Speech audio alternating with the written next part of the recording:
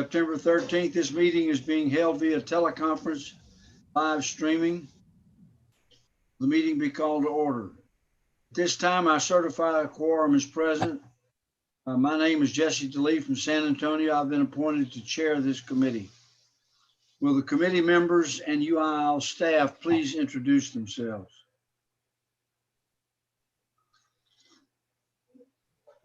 Committee members, if you'll introduce yourself to keep order, we can do it alphabetical by height if you'd like.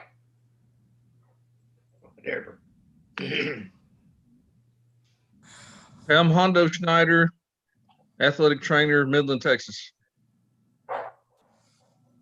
I'm Mark Chesay, family and sports medicine physician. I'm Valerie Duran, athletic trainer, North Carly High School, Fort Worth, Texas. Kerry Tanamachi, orthopedic surgeon, Rockwall, Texas.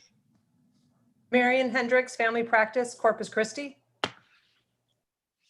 Arnie Fenrich, pediatric cardiology and electrophysiology, Austin, Texas.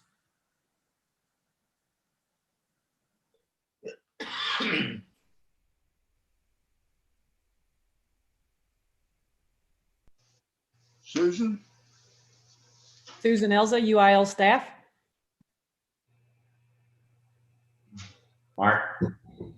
Mark Cousins, UIL staff. Yes. Jessica Walker, UIL staff. Jamie Harrison, UIL staff.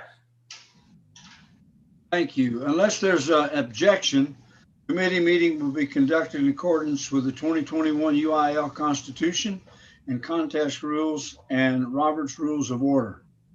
Hearing no objection, that is so ordered. If there is no objection, the business meeting and public hearing should begin as in our printed agenda. I reserve the right to deviate from order if it becomes necessary. Hearing no objection, that's so ordered. Have you been provided with a copy of the minutes from the last meeting? Are there any corrections or revisions to those minutes? If not, those minutes are approved. The purpose of this committee is to examine the health and safety of the students involved in interscholastic activity. It should be the goal of our committee to work cooperatively with UIL standing committees and the Legislative Council to address sports medicine issues as they impact the rules and health and safety of our participants. The committee should also work with other medical and paramedical organizations that can assist us with these efforts. Finally, the committee should develop position statements and guidelines to assist the UIL membership in making informed decisions concerning sports medicine issues. Any recommendations from this committee will be presented to the UIL Legislative Council Athletic Committee. We will now begin our business meeting.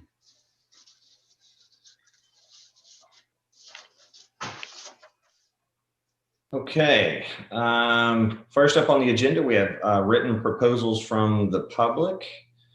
Those are in your packet, and Jess, you may want to share your screen for each of those. The first is a proposal that has come up a few times in the past, and it is a proposal to make the male genital exam optional as a part of the pre-participation physical. Thoughts from the committee are welcome.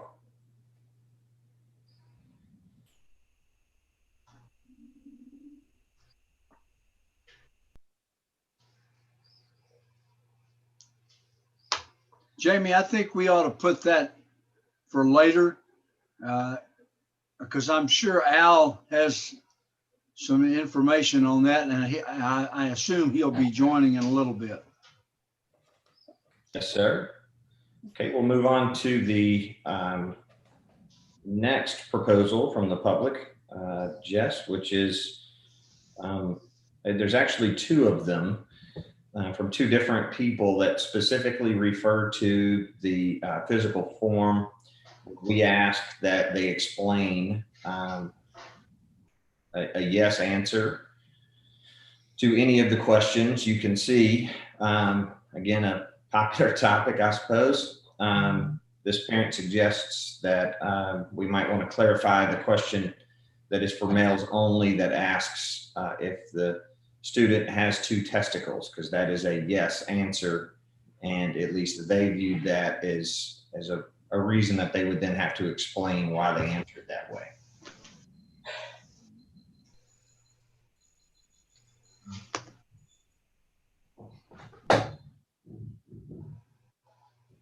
Jamie, we could fix that just by specifying that you only have to explain yes answers to certain numbers on that medical history form, like 1 through, I don't have it in front of me, 1 through 15 or 1 through 20. That way it's clear that if you answer yes to that, that you don't have to explain it. We could just clarify that by indicating what numbers on those questions that if you have a yes answer to, you need to explain.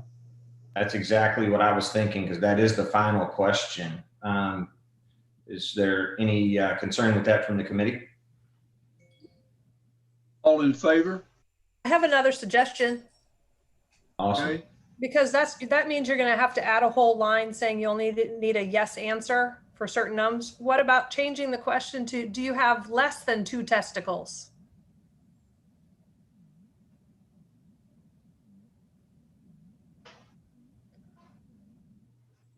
Any discussion?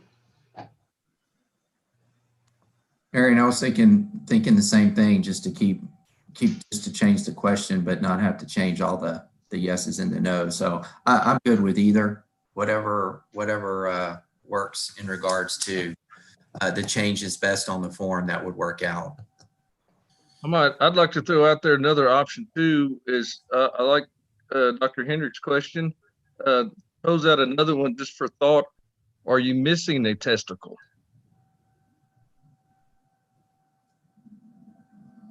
That way we don't have to work with the numbers.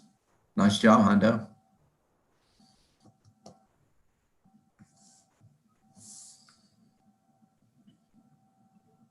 Somebody make a proposal?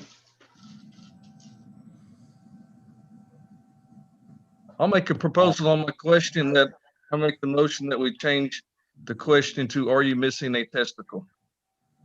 Second? Second. All in favor? Aye. Aye. Thank you, committee members. So the next is a similar issue about the nature of the question. We have a question: has a family member or relative died of heart problems or of sudden unexpected death before the age of 50? In this particular situation, the family suffered the loss of the mother of the students to a car accident. It felt like maybe that's something they shouldn't have to explain. So happy to hear thoughts from the committee. The only thing I think it would be reasonable to change to sudden unexplained death before age 50. Yeah. I hesitate to say sudden cardiac death, because then sometimes you don't know why someone died suddenly. So I might just suggest we change it to sudden unexplained death before age 50.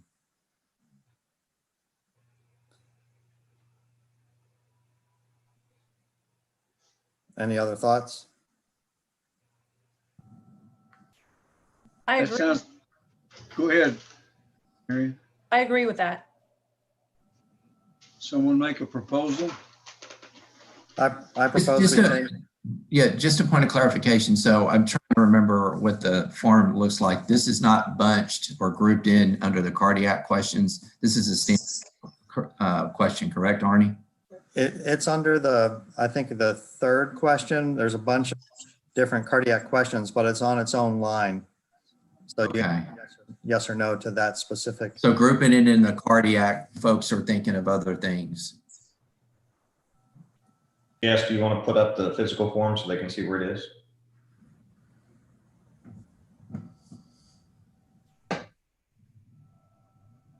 You're welcome. It would be, in other words, it would be clear that if someone died with a cardiac problem under the age of 50, that's a known problem. And so it wouldn't have to record that as a yes. So I'd hate to confuse it. I mean, an unknown problem is an unknown problem, but if they know that it's a cardiac death, then that's not an unknown problem. So as long as that's clarified somewhere. Well, it would say or.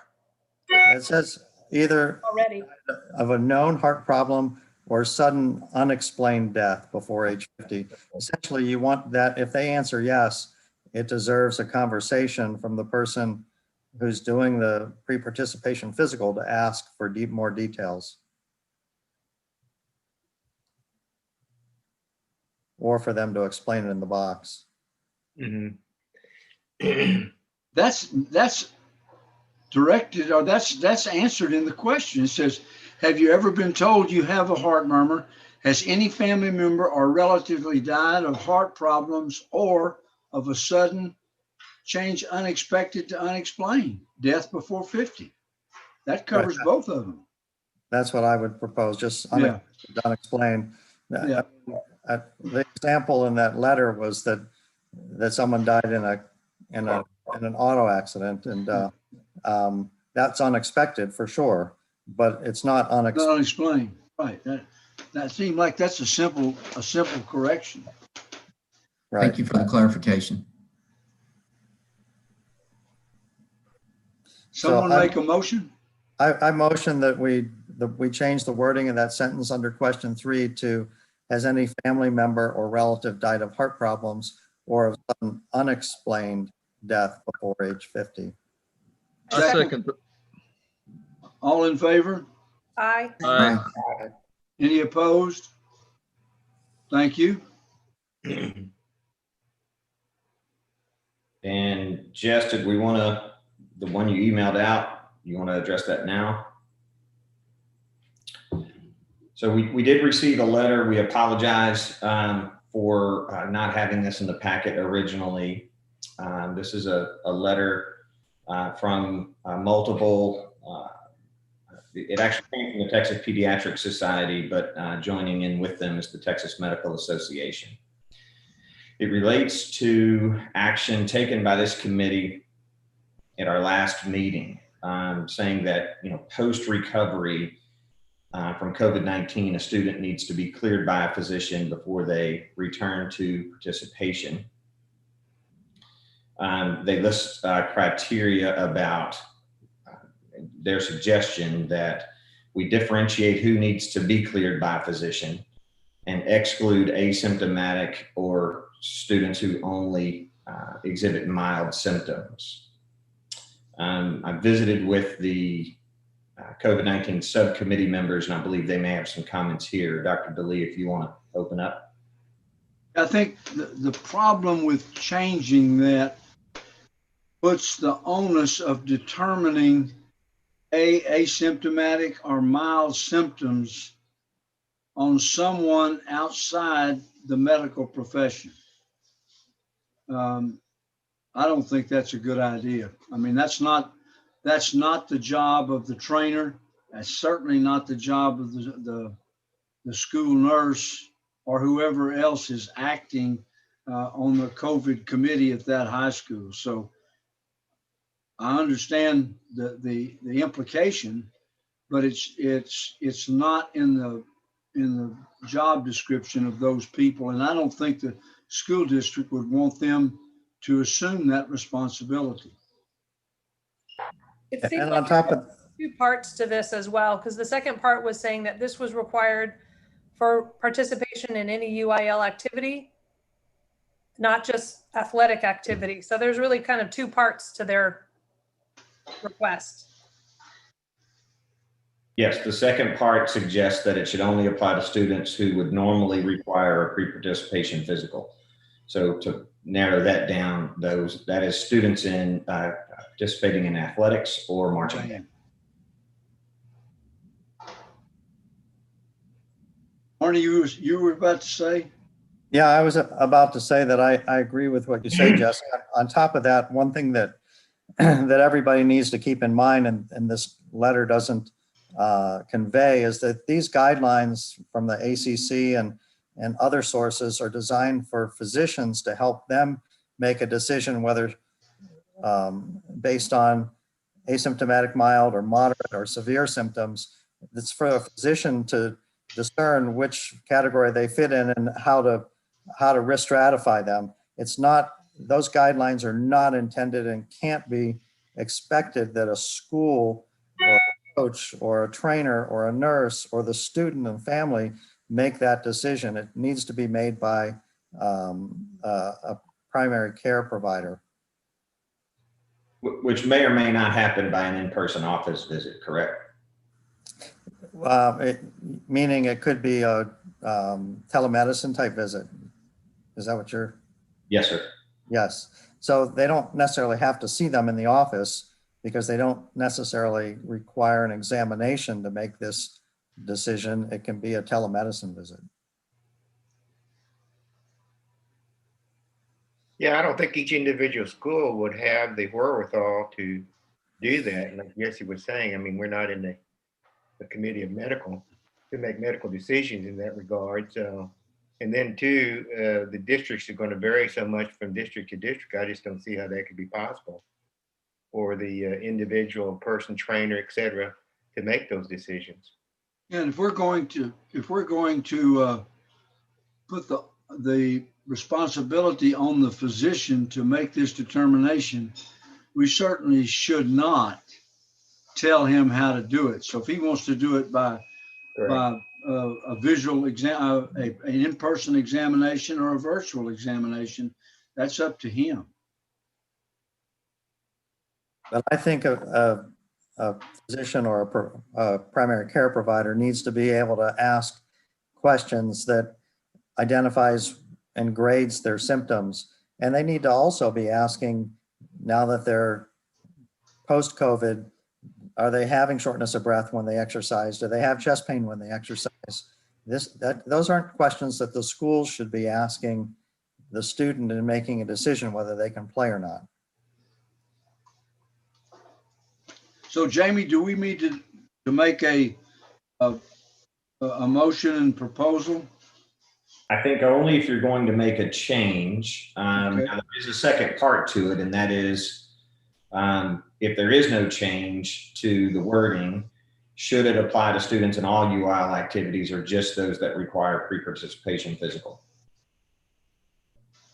Yeah, that first paragraph on the second page, they're asking about academics. So they're basically saying, why would we send a kid to go get a doctor's note who participates in, UIL ready writing? Like, do they need a clearance to go back to something like that when they never required a physical to begin with?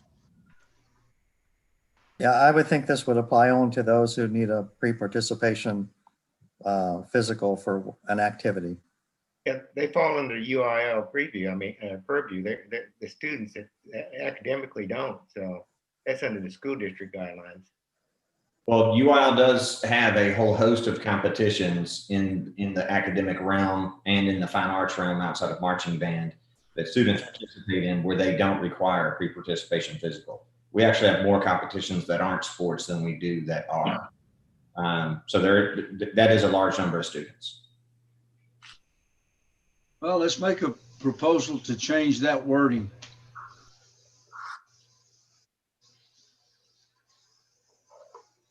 I move to change the wording. Valerie or Marion? Oh, go ahead. Go ahead. One of y'all make a proposal. So I propose that we change the wording that students requiring a doctor's clearance to return to participation after COVID positive testing is only required for those students who require a pre-participation physical to participate to begin with. A second. And we just add a sentence that says this applies only to students who are required to have a pre-participation physical? Yes, sir. We'll take care of it. Okay. All right. All in favor? Aye. Aye. Opposed? Nobody? Thank you.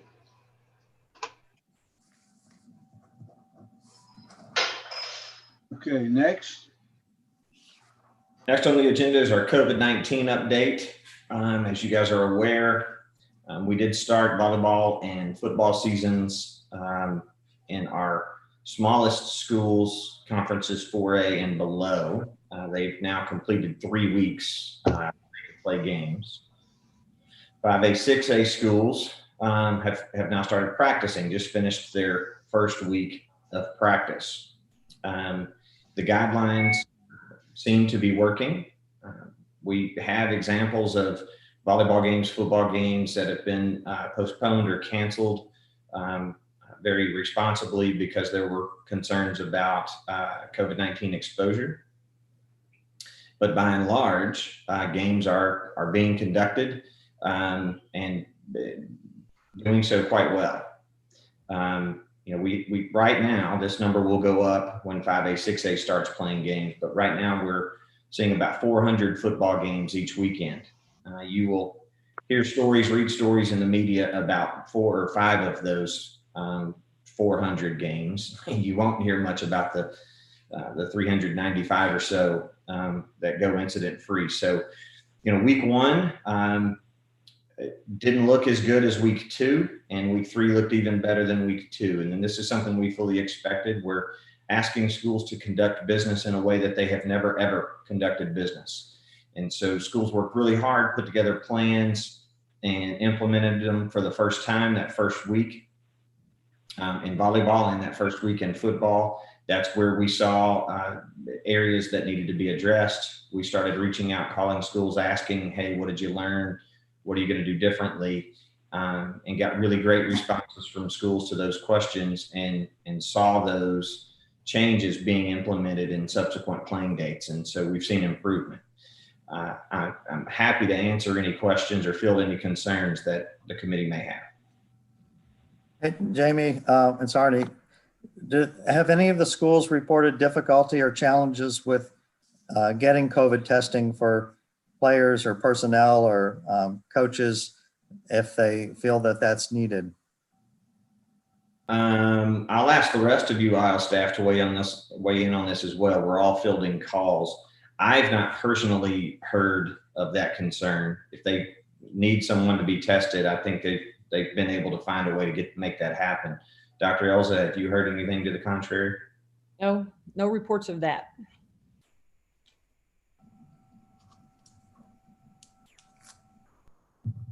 Well, good. That's good to hear. I've heard a variety of stories related to testing. There are school districts who have been the recipient of grants and are now able to test weekly, partnering with this medical group or that medical group and getting it at a substantially reduced cost. So there's a number of ways that schools are going about that. But I have not personally heard of anyone who is having a hard time accessing testing. I'll add one other thing is for some of the ones that, have tested positive for COVID-19 and their return to play evaluation. I have heard that there's been just some challenges on being able to get into a doctor. This has been in some of our counties that are a little bit smaller, but they've been able to do it. It just, they were delayed in being able to get that evaluation to return. Well, and that's a known that it's required. So if they test positive, they should start making plans to set up a means of seeing someone or telemedicine with someone to clear them. Agreed.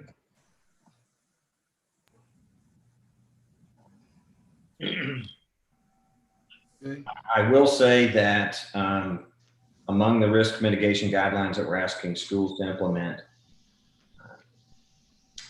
folks most directly under the school's jurisdiction have seen less complications and less difficulty. So the kids, whether they be football players or cheerleaders or band members, the coaching staffs, that's all gone pretty well. Again, not perfectly, but gone really well.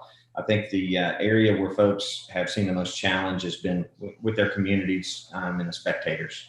But they're working through it, and we've sent out some reminders and again worked with some schools individually, and we've seen improvement each step. Started with volleyball the same way as with football. The most challenges were in those first playing dates or 2, and we've seen steady improvement since.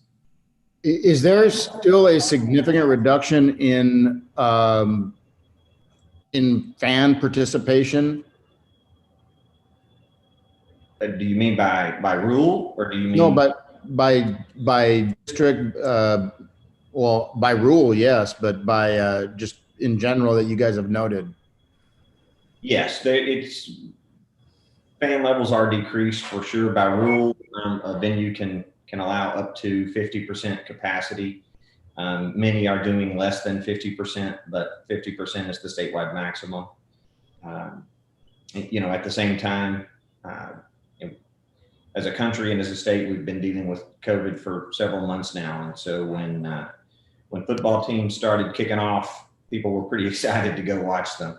But I have heard several stories of folks showing up to the game and being turned away because the school had some plan in place where you had to pre-purchase a ticket or mobile tickets only, and they had reached capacity. And so it's why we're allowing all those games to be broadcast, so that folks can still participate in watching those games in some way if they're not able to do it in person.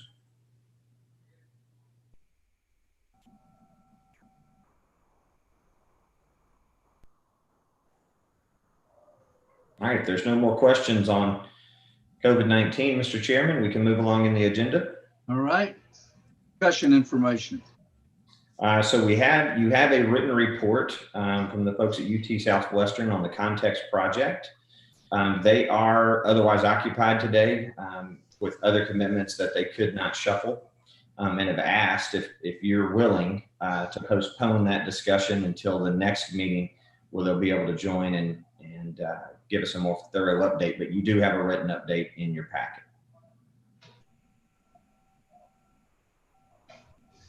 Anybody been thinking about whether or not alterations COVID-19 affect this project, the statistics of this project specifically? I have discussed that with the folks at UT Southwestern, and quite obviously data entry has been rather significantly reduced. From the middle of March on, we didn't have any UIL activities for people to have anything to report from. So there is a substantially reduced data entry because of COVID. Do they want to make some alteration in the project? They have not suggested one so far. Well, we can ask them that, I guess, at our next meeting. It would seem to me we almost ought to take that year out, but that's we can ask them that at that meeting. And I will share that thought with them between now and then. I would certainly think that 2020's got a giant asterisk next to it. Yep. Yeah.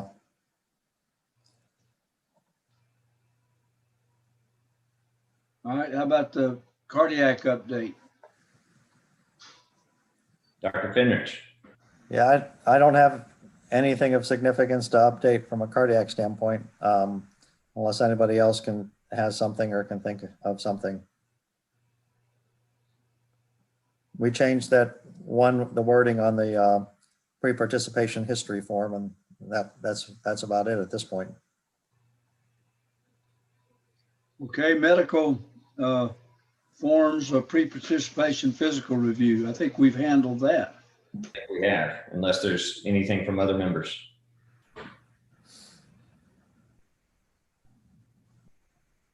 How about the Federation update?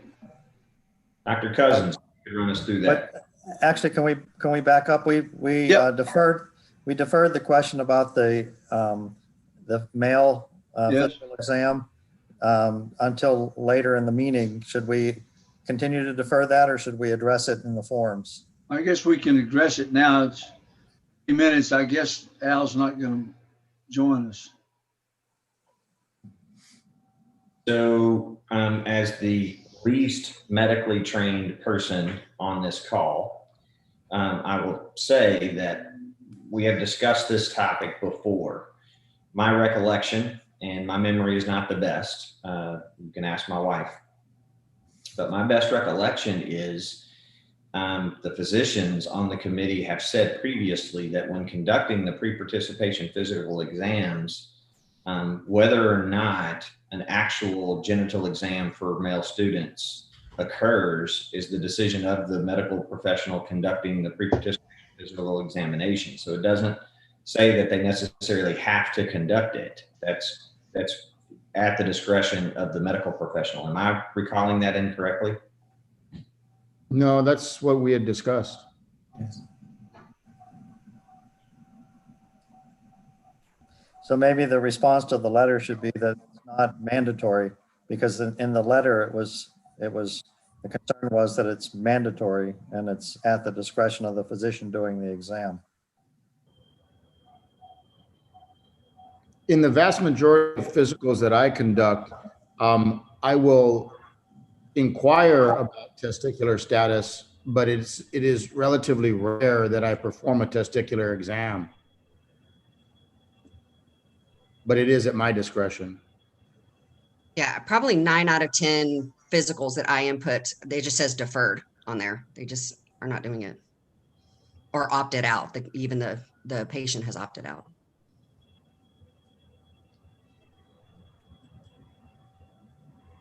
Okay, we can respond to the person who submitted that and make that clarification.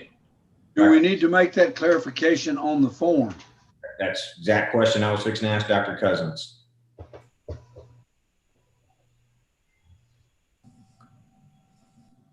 I think ultimately that would come down to the you guys letting us know whether or not y'all feel the current status of the form should be updated to indicate that, or, I mean, all those things on there, I would assume the doctor goes through there and determines how they're going to address those, or if they're going to address those.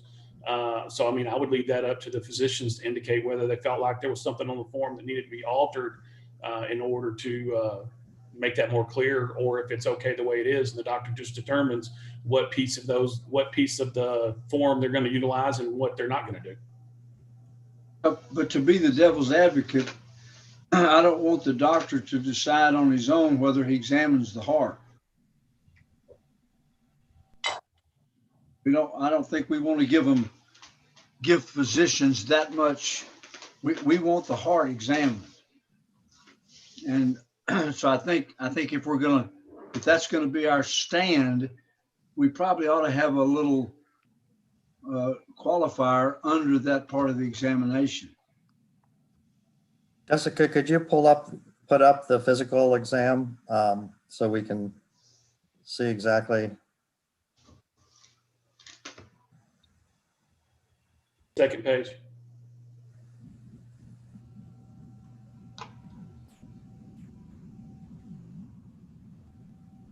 The first column under medical, about halfway down.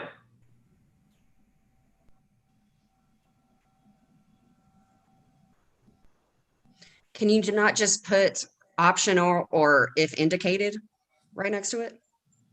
Yeah, that'd be fine. Males only - if indicated. I think that's an excellent. Yeah, I'd be good with that. I'm good with that also. I agree.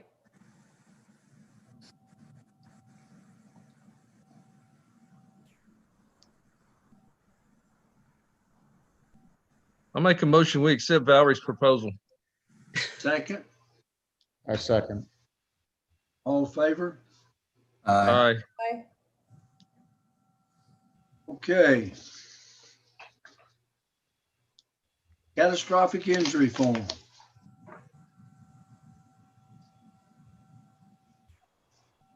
Do we want to go back to the Federation update? It won't take long. Yeah, okay.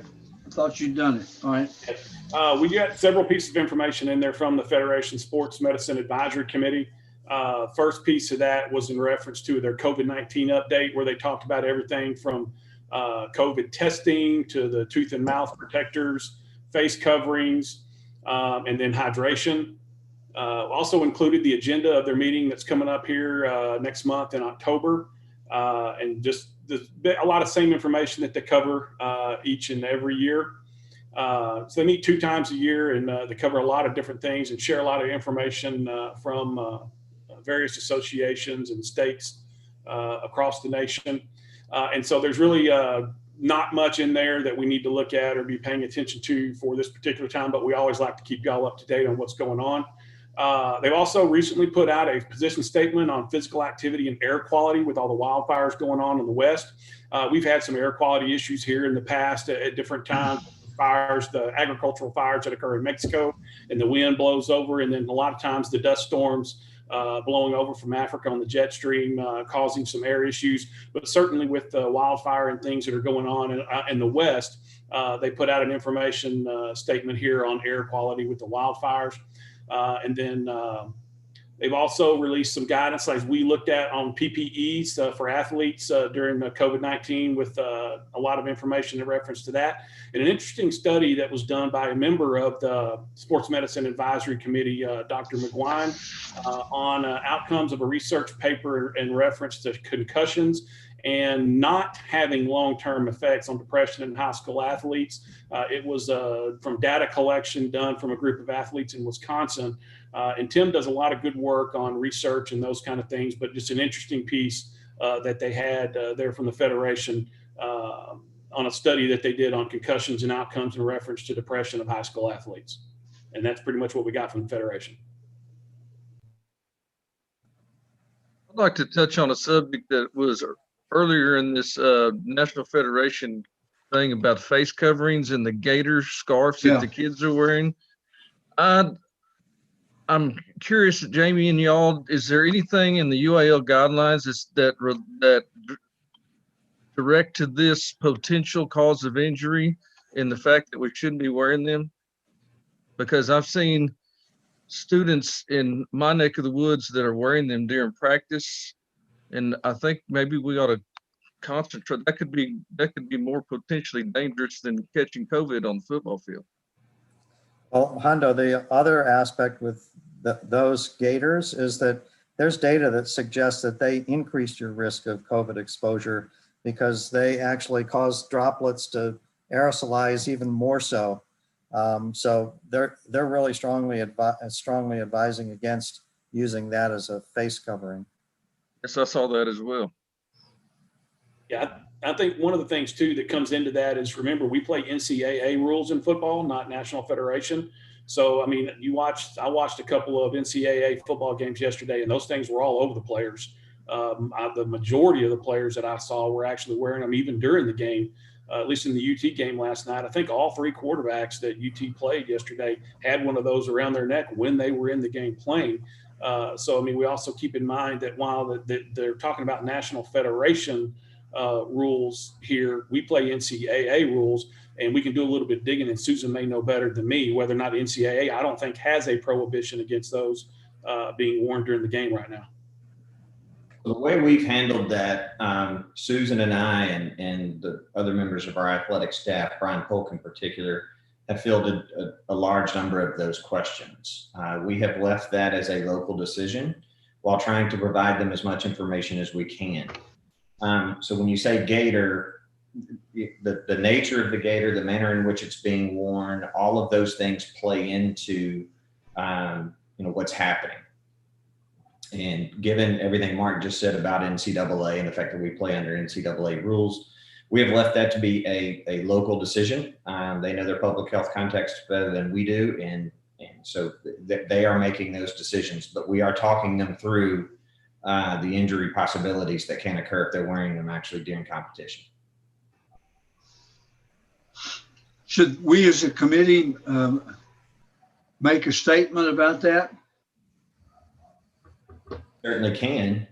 I think one of the things we need to weigh is as we move through responding to COVID-19, the one place I've landed, again, least medically trained person on the call, if a school district wants to make the decision to wear some type of face covering while participating because they believe it makes a risk of spread, do we want to tell them not to do that? No, I think we could have a statement to that effect. Okay. That the requirements for and the type of face coverings during practice and games is up to the local school district. That way, we acknowledge the potential problem. We could certainly work something up. I think we ought to do that. Anybody else? So we're not going to be for or against them. We're just going to say that there is a potential problem. Yes, that's the whole point. We acknowledge that there is a potential problem.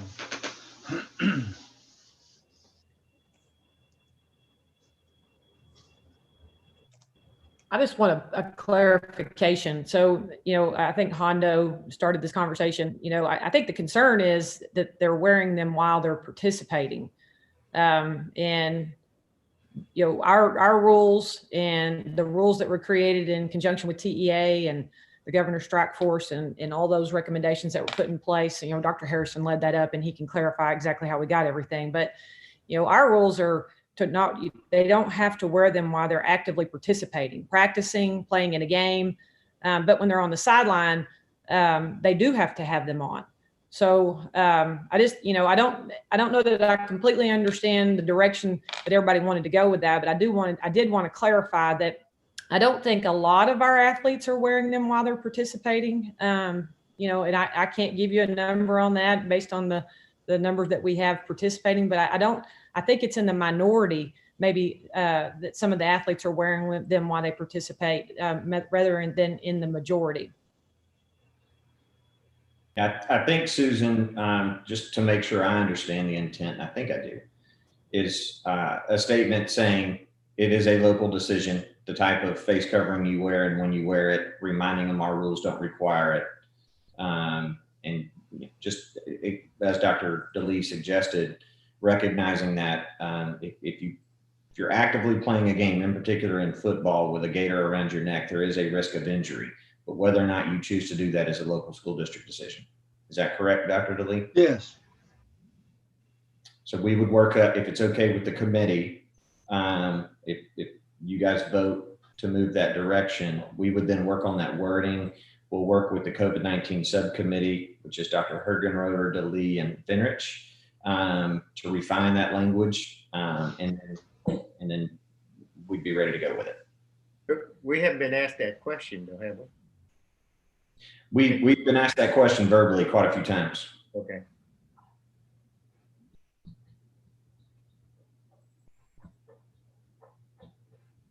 That sounds good, Jamie.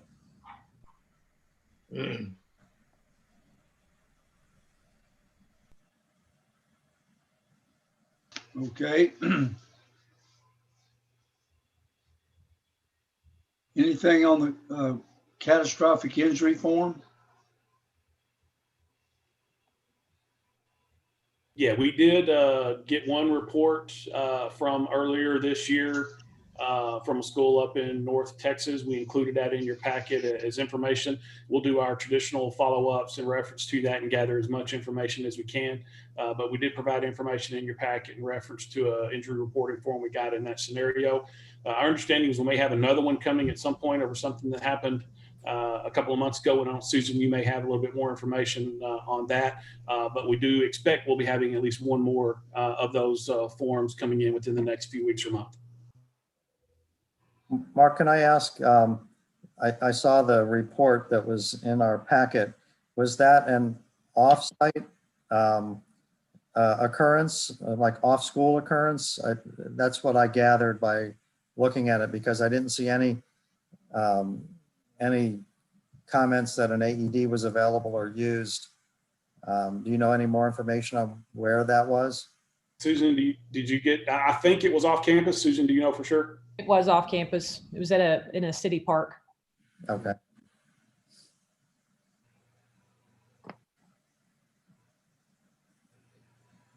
And any information on the one that's coming? No definitive information, but it appears that it was heat related. Did we have any forms, Mark, submitted on the AED intervention data? No, not as of yet this year, no. Okay. Any subcommittee reports or discussion? Nothing on cardiac subcommittee.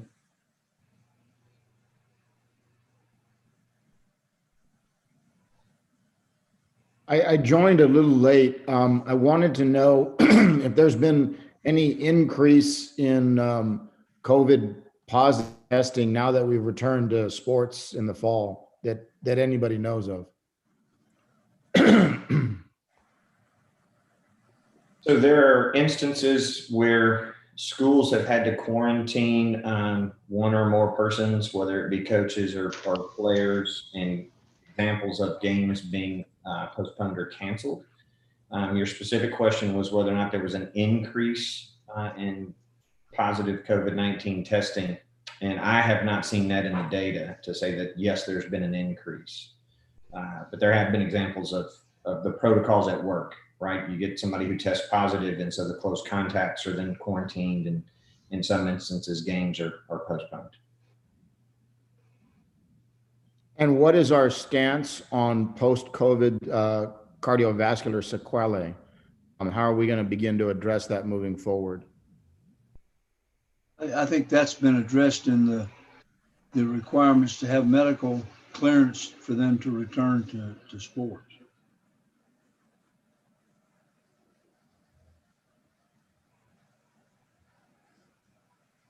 Yeah, I agree with Jesse that should suffice, because we've asked that they all have, anyone who's tested COVID positive, John, that they have to have clearance to return to play.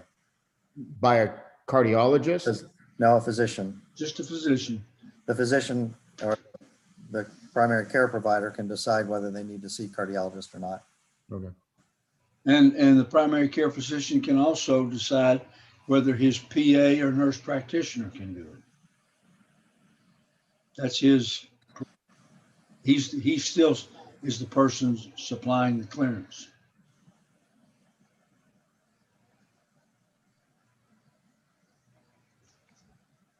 Okay, any other new business? Hondo, were you able to hear what we talked about? Did we lose you for a second there? Yeah, I lost my internet connection. What did I miss something? Tell me what I missed. We named you chair of a new committee. All right, I appreciate that. If you moved into civilization, you'd have an internet connection.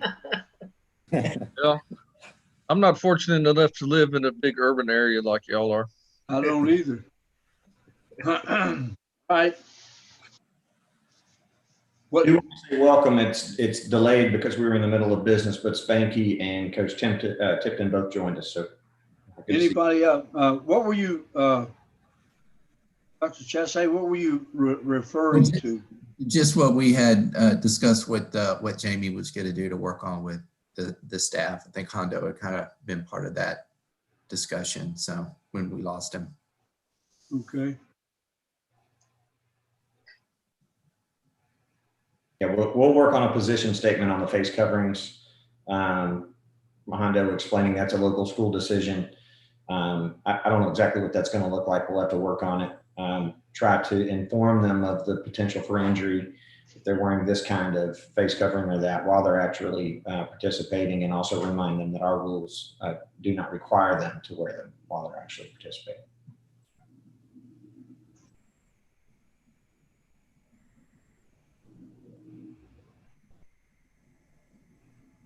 Thanks, Jamie. Any other business? So Jessica, when's our next meeting scheduled?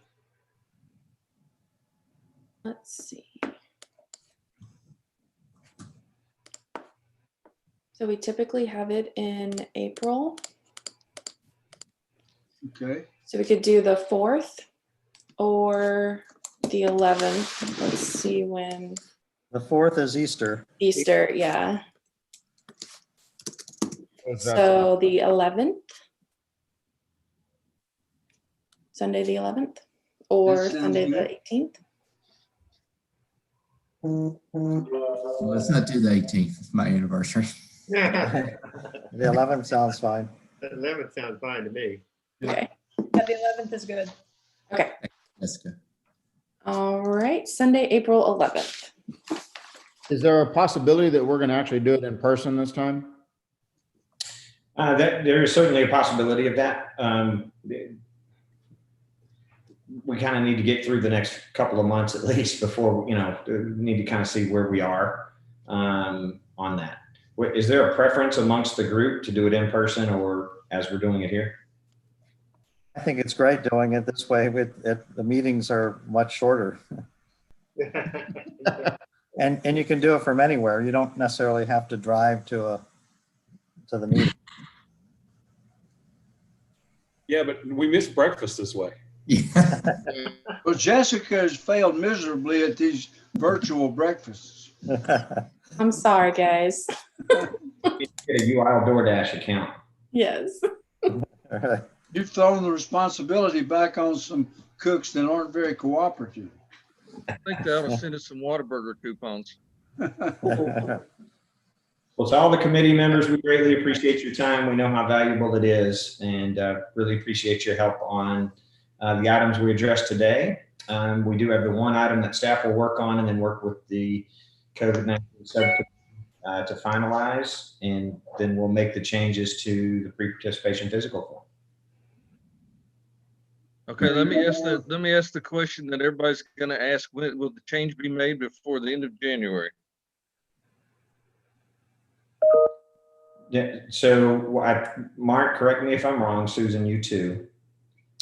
Because of the nature of how schools conduct this sort of business, they already have a form. In some cases, they've sat in front of a copy machine and printed 1 million of them. So we're not going to ask them to throw them in the trash and print 1 million more.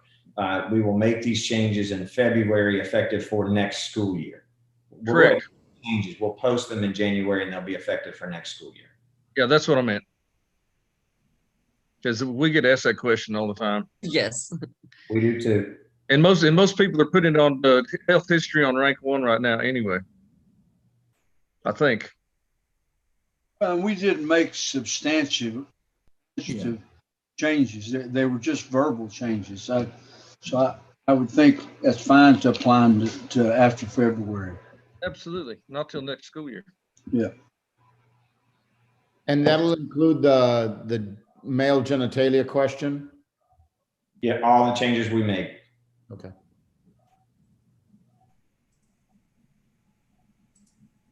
All right, well, thank you to everybody. Mr. Chairman, thank you for your leadership.